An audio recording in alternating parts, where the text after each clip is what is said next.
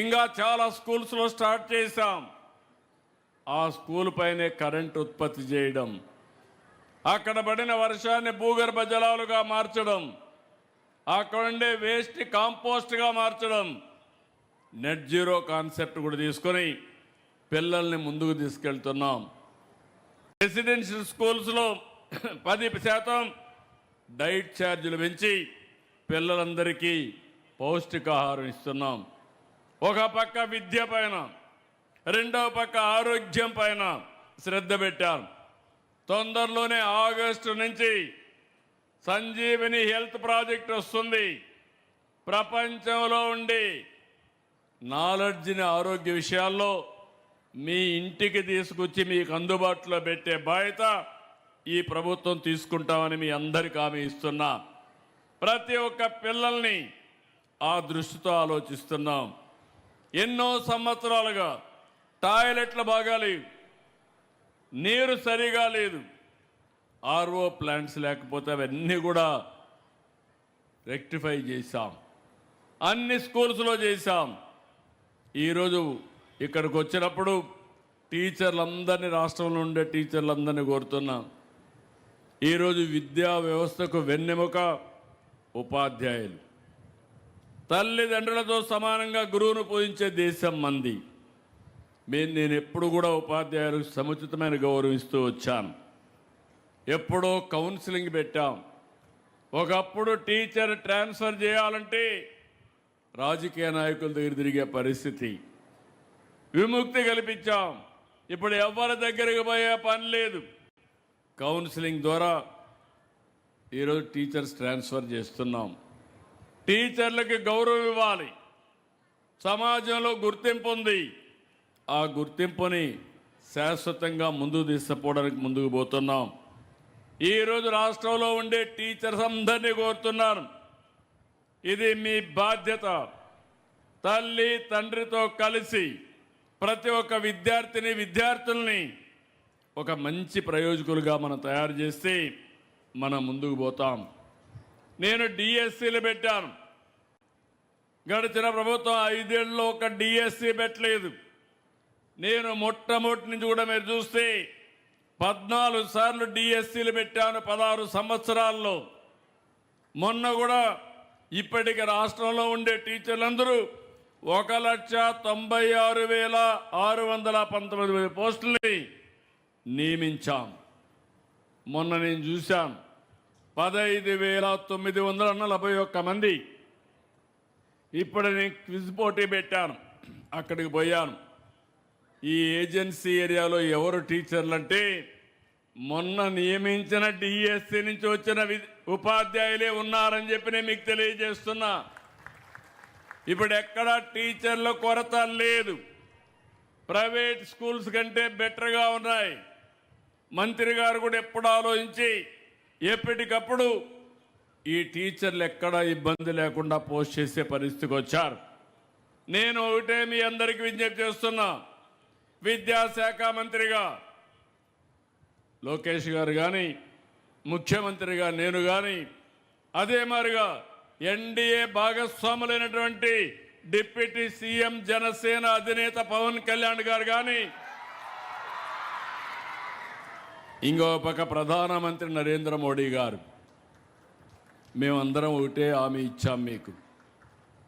ఈ రాష్ట్రాన్ని బాగు చేస్తామన్నాం, మళ్ళీ పునర్నిర్మాణం చేస్తా ఉన్నాం.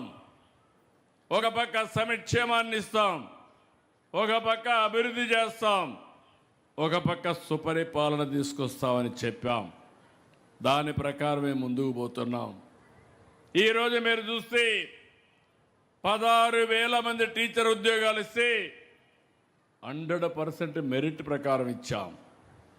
అలాంటి టీచర్ ఉద్యోగాలను కూడా కాంట్రవర్సీ చేయాలని, ఇందులో ఏదో జరిగిందని కావాలని చేస్తే డిపార్ట్మెంట్ చాలా స్పష్టంగా సమాధానం ఇచ్చారు. ఎలాంటి ఆధారాలు లేకుండా కావాలని బురజల్లే కార్యక్రమం, టీచర్స్ యొక్క కొత్తగా నియమించిన టీచర్ల మనోభావాల్ని దెబ్బతీసే కార్యక్రమం చేయడం దుర్మార్గమైన కార్యక్రమం. దీన్ని నేను చాలా తీవ్రంగా ఖండిస్తున్నా. ఇక్కడుండే పిల్లలందరికీ ఒకటే విజ్ఞప్తి చేస్తున్నా, మీ అమ్మా నాన్న ఎంత ఆస్తి ఇచ్చారనేది కాదు ముఖ్యం, చదివే నీకు ఆస్తి. చదువుకుంటే ప్రపంచంలో ఎక్కడైనా సరే మీరు రాణించే పరిస్థితి వస్తుంది. ప్రతి ఒక్కరు నేను చూశాను. ఇప్పుడే సాత్విక్ అయితే ఇక్కడ వచ్చాడు, నాతో వాలంటరీగా చెప్పాడు, సార్ నేను కలెక్టర్ అయ్యి మళ్ళా మీకు రిపోర్ట్ చేస్తానని ఒక హై స్కూల్లో చదివే స్టూడెంట్ ఒక విజన్ పెట్టుకున్నా అంటే అది నేను ఎక్స్పెక్ట్ చేసే విధానం అని మీ అందరికీ విజ్ఞప్తి చేస్తున్నా. మేమందరం కూడా చిన్నగానే పుట్టాం, మీరు గుర్తుపెట్టుకోవాలి. పెద్దవాళ్ళందరూ చిన్నగానే పుడతారు. ఒక ఎన్టీ రామారావు గారు, ఒక మహాత్మా గాంధీ గారు, అంబేద్కర్ గారు, లేకుంటే మొన్నటి వరకు ప్రెసిడెంట్గా పనిచేసినట్టు అబ్దుల్ కలాం గారు, ఇంకో పక్క ఇప్పుడుండే ప్రధానమంత్రి నరేంద్ర మోడీ గారు, నేను కానీ అందరం కూడా సామాన్య కుటుంబాలను పుట్టాం. కానీ మేము ఆలోచించింది, మాకు అవకాశాలు వచ్చాయి. అవకాశాలు వచ్చి పట్టుదలతో ముందుకు పోయాం. ఇప్పుడు మీలో కూడా గుర్తుపెట్టుకోవాల్సింది, అలాంటి పట్టుదల తీసుకురావడానికి తల్లిదండ్రుల పాత్ర, ఉపాధ్యాయుల పాత్ర, ప్రభుత్వ విధానాలు చాలా ముఖ్యం. ఈ మూడు కానీ జరిగితే, మొన్నే మీరు చూశారు, రాష్ట్రంలో దగ్గర 22 లక్షల కోట్ల రూపాయలు పెట్టుబడులు వస్తున్నాయి. మీరెక్కడికో పోయే పని లేదు. ఇక్కడే విశాఖపట్నం డేటా సెంటర్లు వస్తున్నాయి, ఏఐ ఇక్కడే వస్తున్నాయి. మొట్టమొదటిసారిగా మీకందరికీ స్ఫూర్తిదాయకంగా మీరు చూస్తే అల్లూరి సీతారామరాజు గారికి పూర్తిగా ప్రోత్సాహం ఇచ్చిన నేల ఈ యొక్క ఏజెన్సీ ఏరియా అని చెప్పి మీకు తెలియజేస్తున్నది. రంపచోడవరం కానీ పాడేరు కానీ ఈ ఏరియా. ఆ రోజు మీ సహకారం, మీ దేశభక్తి ఆయనకు శ్రీరామ రక్ష. ఈరోజు అందుకే ఆ స్ఫూర్తిని శాశ్వతంగా పెంచాలని భోగాపురం ఎయిర్పోర్టుకి అల్లూరి సీతారామరాజు ఎయిర్పోర్టు పెట్టి ఆ స్ఫూర్తిని ముందుకు తీసుకెళ్తాం. ఆగస్టు 1వ తారీఖున ప్రధానమంత్రి వస్తున్నాడు, ఇనాగరేట్ చేస్తాం. ఇదో గేమ్ చేంజర్గా తయారవుతుంది. అందుకే మిమ్మల్ని అందరినీ కోరుతున్నా, పిల్లల్ని ముఖ్యంగా కోరుతున్నా, కష్టపడద్దండి, ఇష్టపడి చదవండి. మీరు ఇష్టపడి చదివితే కష్టం అనేది లేదు. ఆడుతూ పాడుతూ చదువుకోండి. తద్వారా పిల్లలు, మీ అందరికీ నేను చెప్పేది, ఒక 5-10 ఏళ్ళు మీరు కష్టపడితే శాశ్వతంగా సుఖపడతారు. మీరు సుఖపడమే కాకుండా మీ తల్లిదండ్రులు గర్వపడతారు. ఈ విషయం మీరు గుర్తుపెట్టుకోవాల్సిన అవసరం ఉంది. ప్రపంచంలో ఉండే టెక్నాలజీస్ అన్నీ తీసుకొస్తున్నాం. డేటా సెంటర్లు వస్తున్నాయి, హై స్కూల్ నుంచి నేర్పిస్తాం, క్వాంటమ్ కంప్యూటర్ వస్తుంది. ఈవెన్ ఇంకొక స్టెప్ మీరు ముందుకు పోతే ఏజెన్సీ ఏరియాలో కూడా కలెక్టర్కి ఒకటే ఆదేశాలు ఇచ్చాను. 3 నెలల లోపల ప్రతి ఇంటికి ఫోన్ ఉండాలి, వైఫై ఉండాలి. అడవుల్లో ఉండే మారుమూల ప్రాంతంలో కూడా ఫోన్ ఉండాలని చాలా స్పష్టమైన ఆదేశాలు ఇచ్చాను. ఆ తర్వాత మీరెవ్వరు కూడా ఎక్కడికి పోయే పని లేదు. ఇప్పుడు నేను డబ్బులు మీ అకౌంట్లో వేసాను, చెక్ చేసుకున్నారు. మీ డబ్బులన్నీ కూడా మీ బ్యాంక్ అకౌంట్ కూడా మీ చేతుల్లో ఉంది. ఎవరికైనా డబ్బులు ఇవ్వాలంటే మీరే ట్రాన్స్ఫర్ చేసే పరిస్థితికి వస్తున్నారు. మీ పిల్లలు ఏ విధంగా చదువుతున్నారో ఆటోమేటిక్గా మీరు చూసుకునే పరిస్థితి వచ్చింది. మీ పిల్లలు స్కూలుకు వచ్చారా లేదా అనేది కూడా ఆటోమేటిక్గా మీకు సమాచారం వస్తుంది. ఇప్పుడే ఒక ఆడబిడ్డ చాలా స్పష్టంగా చెప్పింది, యాప్ వల్ల ఎన్ని లాభాలు ఉన్నాయో మొత్తం ఎక్స్ప్లెయిన్ చేశారు. అయితే ఈ సందర్భంగా నేను మిమ్మల్ని కోరేది, నేను ఏఐనే కాకుండా మొన్నే మనం చూస్తే మన రాష్ట్రంలో మొట్టమొదటిసారిగా సెటిలైట్ లాంచ్ చేసే పరిస్థితికి వచ్చారు. ఎక్కడుండో యువత కాదు, ఒక మన రాష్ట్రంలో ఉండే యువత మొట్టమొదటిసారిగా ఒక స్టార్టప్ కంపెనీ పెట్టి ఈరోజు వాళ్ళు కూడా సెటిలైట్ ఓపెన్ చేసే పరిస్థితికి వచ్చారు. మీరందరూ టెక్నాలజీలో పెను మార్పులు వస్తున్నాయి. డ్రోన్స్ వచ్చాయి, ఎలక్ట్రానిక్స్ వచ్చాయి, సెల్ ఫోన్లు వచ్చాయి, ఇంకో పక్కన సెటిలైట్లు వస్తున్నాయి, డేటా సెంటర్లు వస్తున్నాయి, విమానాలు కూడా మనమే తయారు చేసుకునే పరిస్థితులకు రాను వచ్చే పరిస్థితి వస్తూ ఉంది. ఇవన్నీ కూడా పిల్లల్లో కూడా చైతన్యం రావాలి. అందుకే తొందరలోనే టీచర్తో సమానంగా ఏ ట్యూటర్ను కూడా తీసుకొస్తాం. ఒకవేళ ఎవరైనా ఫండమెంటల్స్ వీక్గా ఉంటే ఏ ట్యూటర్ ద్వారా తల్లులంతా పిల్లలకి క్లాసులు తీసుకునే పరిస్థితి వస్తుంది. మీరు చదువుకోవచ్చు, పిల్లల్ని కూడా చదివించచ్చు అని చెప్పి నేను మీకు తెలియజేస్తున్న తల్లులు కానీ తండ్రులు కానీ. రేపు రాబోయే రోజుల్లో ఏ డాక్టర్ వస్తాడు, ఫిజికల్ డాక్టర్ ఉంటాడు, ఏ డాక్టర్ ఉంటాడు, వ్యవసాయ అధికారి ఫిజికల్గా ఉంటాడు, అగ్రానమిస్ట్ కూడా ఏఐలో ఉంటాడు. ఇవన్నీ తొందరలోనే వస్తాయి. ఈ విషయం మీరు గుర్తుపెట్టుకోవాల్సిన అవసరం ఉంది. అయితే ఇక్కడే అందరినీ తల్లుల్ని తండ్రుల్ని కోరుతున్నా, శాశ్వతంగా పేదరికంలో ఉండడానికి వీలు లేదు. మీకు కూడా కోరికలు ఉన్నాయి, మీకు కూడా కొన్ని కళలు ఉన్నాయి.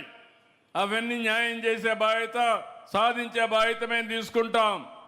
అందుకే ఇక్కడే పిల్లలందరూ కోరుకోవాలి, dare to dream, strive to achieve. మీరేమి కావాలనుకుంటున్నారో దానికి సంకల్పం చేయండి. ఆ సంకల్పాన్ని సాధించడానికి సహకరించే బాధ్యత ఈ ప్రభుత్వం తీసుకుంటామని మరొక్కసారి మీ అందరికీ హామీ ఇస్తున్నాను. ఇక్కడ కావాల్సింది టీచర్లను కూడా కోరుతున్నా. నేను చూశాను, ఏదైతే కాంపిటీషన్ పెట్టినప్పుడు లోకేష్ గారు కూడా పోటీ పడ్డాడు, స్ఫూర్తిదాయకంగా ముందుకు పోయారు. కానీ లాస్ట్కి వస్తే పోటీలు నిలబడలేదు. 5 మందిలో పిల్లలు ఎవరైతే ఫాస్ట్గా చేశారో అందులో కూడా మీరు చూస్తే, క్విజ్లో మీరు చూస్తే చాలా సిస్టమేటిక్గా ఎన్ని సెకండ్లో ఎవరు ఆన్సర్ చేశారు, ఎంతమంది కరెక్ట్గా చేశారు అన్నీ కూడా మెషిన్లో పెట్టి అక్కడే ఎవాల్యుయేట్ చేసే పరిస్థితికి వచ్చాం. రాబోయే రోజుల్లో పరీక్షల యొక్క విధానంలో మార్పులు వస్తున్నాయి, పిల్లల స్పందనలో మార్పులు వస్తున్నాయి. ఇవన్నీ రావాలంటే టీచర్లు కూడా మార్పు రావాలి. టీచర్లందరినీ ఒకటే కోరుతున్నాను, అన్నీ ఉన్నాయి, ఆన్లైన్లో ఉన్నాయి, టీచర్లు కూడా అధ్యయనం చేయాలి. మీరు చెప్పే విధానంలో ఎక్కడికక్కడ ఇంప్రూవ్ చేసుకోవాలి. ఒక మాటలో చెప్పాలంటే తల్లిదండ్రులను చాలామందిని చూస్తున్నాను, పిల్లలకు పరీక్షలు వస్తే నిజమైన పరీక్ష తల్లులకు ఉంటుంది. రాత్రంతా కూర్చో చదివిస్తారు, అవసరమైతే ఒక కాఫీ ఇస్తారు, మళ్ళా ముఖం కడుగుతారు. అంటే పరీక్ష రాసి పాస్ కావాలనే తపన. కానీ తండ్రులు మాత్రం ఆ బాధ్యత తీసుకోవడంలా మీరు మాత్రం దర్జాగా పడుకుంటున్నారు. ఓసారి ఈ బాధ్యత అనేది తల్లి తండ్రి సమానంగా తీసుకోగలిగితే పిల్లల భవిష్యత్తు ఉజ్వలంగా ఉంటుందని చెప్పి కూడా నేను మీకు తెలియజేస్తున్నా. ఇదే సమయంలో తల్లిదండ్రులకు బాధ్యత ఉంది, టీచర్లకు బాధ్యత ఉంది, సమాజానికి బాధ్యత ఉంది. ఇప్పుడే నేను పూర్ణచంద్రరావు జెడ్పిహెచ్ స్కూల్ నెల్లూరుకి 4 కోట్ల రూపాయలు చదువుకున్న స్కూల్కి డబ్బులు విరాళంగా ఇచ్చాడు. గట్టిగా చప్పట్లు కొట్టి అభినందించండి. ఆయన ఇవ్వాల్సిన అవసరం లేదు, చదువుకున్నాడు, పైకొచ్చాడు, జిఆర్ఎన్ కన్స్ట్రక్షన్ పెట్టాడు, అందులో డబ్బులు వచ్చింది. కొంత భాగం నేను చదువుకొని పైకొచ్చిన స్కూల్ ఉంది, ఆ స్కూల్కి డొనేషన్ ఇస్తే నా మారిగా 10 మంది తయారవుతారని 4 కోట్ల రూపాయలు ఆ స్కూల్కి విరాళం ఇచ్చా. అంటే అది స్ఫూర్తి అని మరొక్కసారి మీ అందరికీ విజ్ఞప్తి చేస్తున్నా. ఇక్కడే చిట్టిబోయిన ఉదయ్ కుమార్ జిఎంఎస్ రంపచోడవరానికి ఒక మీ సేవ ఆపరేటర్గా ఉండే వ్యక్తి ₹1,00,000 విరాళంగా ఇచ్చాడు. ఆయన్ను కూడా మనస్ఫూర్తిగా అభినందిస్తున్నా. ఈరోజు మనందరం కూడా ఏదో స్కూల్లో చదువుకున్నాం, పైకొచ్చాం, మనకు అవకాశం వచ్చింది, రాణించాం. కానీ మనకు కూడా ఒక బాధ్యత ఉంది. మనం పైకొచ్చాం ట్యాక్స్ పేయర్స్ మనతో వచ్చాం. నేను కూడా గవర్నమెంట్ స్కూల్లో చదువుకున్నాను. ఆ రోజు నాకు చదువు చెప్పిన టీచర్కి కూడా ఇచ్చిన జీతం ప్రజల నుంచి వచ్చినటువంటి పన్నులే, గవర్నమెంట్ టీచరే. ఈ విషయం నేను కూడా గుర్తుపెట్టుకోవాలి. నేను పైకి వచ్చిన తర్వాత నాకు ఒక బాధ్యత ఉంది. ఆ బాధ్యత సమాజానికి తిరిగి ఇవ్వవలసిన బాధ్యత ఉంది. ఆ విషయమే నేను చెప్తున్నా. ఈరోజు ఒక టీచర్ కానీ తల్లిదండ్రులు కానీ ఆలోచించాలి. అదే మరి సమాజంలో ఉండే ప్రతి ఒక్కరూ ఆలోచించాలి. మీకు అవకాశాలు వచ్చాయి, మీరు పైకి వచ్చారు. చాలా అవకాశాలు రానివారు ఇంకా కిందనే ఉన్నారు. నా ఆలోచనది, ప్రభుత్వం సహకరిస్తాం, సహాయం చేస్తాం, కానీ చేయూతనిచ్చే బాధ్యత ప్రైవేటు కూడా తీసుకోవాల్సిన అవసరం ఉంది. అందుకే నేను పెట్టిన కార్యక్రమం కూడా P4 అన్నాను. MBK, మార్గదర్శి బంగారు కుటుంబం. సమాజంలో పైనుండే 10%, అట్టడుగు నుండే 20%కి సహకరించాలి, మెంటరింగ్ చేయాలి, ఆర్థిక సహాయం చేయాలి. ఏదైతే పిల్లల్ని వనరులుగా భావించి మీరు కానీ సహకరించగలిగితే ఆర్థిక అసమానతలు తగ్గుతాయి. నేను ఈరోజు పనిచేస్తున్నా. నేను ఇంత కష్టపడాల్సిన పని లేదు, మీరు చూస్తూ ఉంటారు. చాలామంది 60 ఏళ్ళు వస్తే ఇంట్లో పడుకుంటారు మీరంతా, అప్పటికే అయిపోయిందని. నేను 76 ఏళ్ళు పూర్తయినా దినానికి పడుకునే సమయం తప్ప ఎప్పుడూ పనిచేస్తూనే ఉంటా. ఒక మెషిన్ మారిగా పనిచేస్తా. రెండవది గుర్తుపెట్టుకోవాలి, నేను నిన్నటి ఆలోచన కాదు, రేపు ఆలోచన, భవిష్యత్తు ఆలోచన చేస్తున్నాను. నేను చేసే పని భవిష్యత్తులో ఏ విధంగా మార్పు వస్తుంది, మీ జీవితాల్లో ఏ విధంగా వెలుగు వస్తుందో అది ఆలోచిస్తున్నానని చెప్పి కూడా నేను మీకు తెలియజేస్తున్నా. ఈ విషయం గుర్తుపెట్టుకోవాలి. అందరూ పిల్లలు ఇప్పుడు డ్రగ్స్ వద్దు బ్రో అని చాలా బాగా చేశాడు. నేను నిజంగానే అభినందిస్తున్నా. One of the best speech. Politicians అమారుగా మాట్లాడలేరు. పిల్లల్లో ఒక స్వచ్ఛత ఉంది, ఒక స్పష్టత ఉంది. ఆ అబ్బాయి చెప్పిన దాంట్లో చాలా స్పష్టమైన మెసేజ్ ఉంది. తల్లిదండ్రులకు విజ్ఞప్తి చేస్తున్నా. చాలామంది మీరు అనుకుంటారు మాకేం కాదులే అని, కానీ అది ఒక్కసారి వచ్చిన తర్వాత పిల్లలు కానీ స్పాయిల్ అయితే నరకమే. ఆ కుటుంబానికి నరకం, అతని జీవితం నాశనం, సమాజానికి కూడా భయం.